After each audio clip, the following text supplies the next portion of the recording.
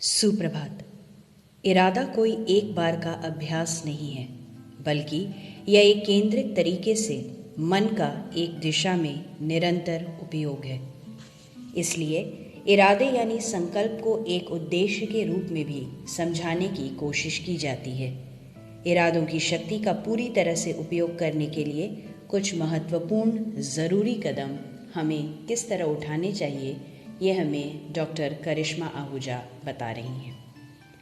जब हम अपने मन और ऊर्जा को किसी चीज़ पर केंद्रित करते हैं तो हम अपनी मस्तिष्क की शक्ति यानी संकल्प या इरादे को बढ़ाने में सक्षम हो जाते हैं।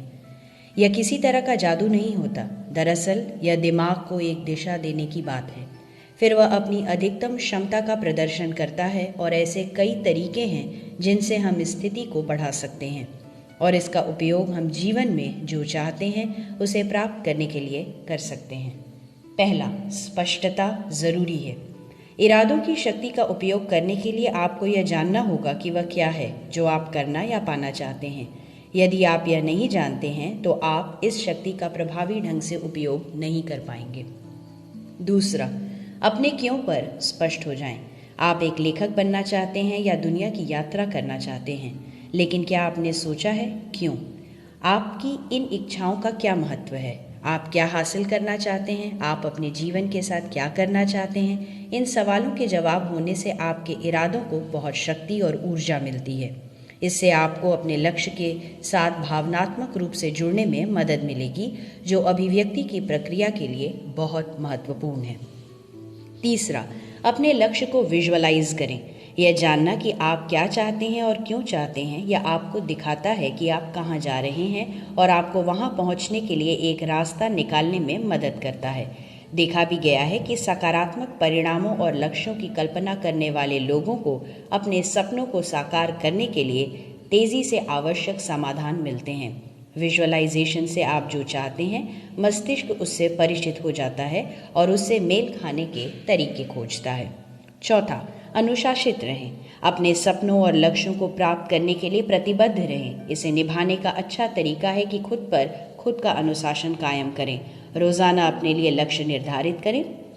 रात में सोने से पहले सुनिश्चित करें कि आपने दिन के किए हुए जो कुछ भी निर्धारित किया था उसे पूरा कर लिया है। अध्ययनों से पता चला है कि अनुशासित रहने वाले लोग अधिक खुश, स्वस्थ और सफल होते हैं। पांचवा, दयालु बने। दूसरों की मदद करने से हमारी खुद की ज़रूरतों और इरादों का ब्रह्मांड द्वारा ध्यान रखा जाता है। ज़रूरत के समय मदद करने का काम एक व्यक्ति के जीवन में सही अर्थ लाता है और ब्रह्मांड के साथ हमारे संबंध को मजबूत करता है। दूसरों के प्रति दयालु होने के साथ साथ अपने स्वयं के प्रति और अपने जीवन के प्रति दयालु रहना भी ज़रूरी है। याद रखें, दयालुता हमारे जीवन में सकारात्मक चीज़ें लाने की शक्ति रखती है। छठा एवं आखिरी, ग्रहणशील बने।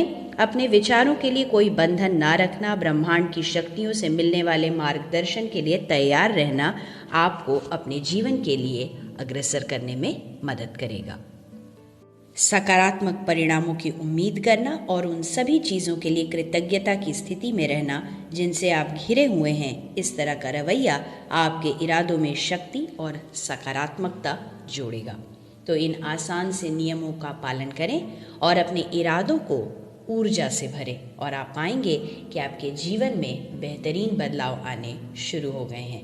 चैनल को लाइक, शेयर एवं सब्सक्राइब करें और कमेंट सेक्शन में अपना फीडबैक देना ना भूलें। धन्यवाद।